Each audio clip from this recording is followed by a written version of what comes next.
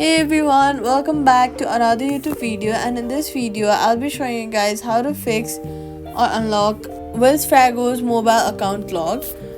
Account locked after failed attempts. Don't keep guessing. Follow these steps to regain access. First of all, try the forgot username or password option. Follow flow instead of repeated attempts. If lock proceeds, contact Wells Fargo support through phone from the app or website. Then verify your identity, SSN, account details to unlock.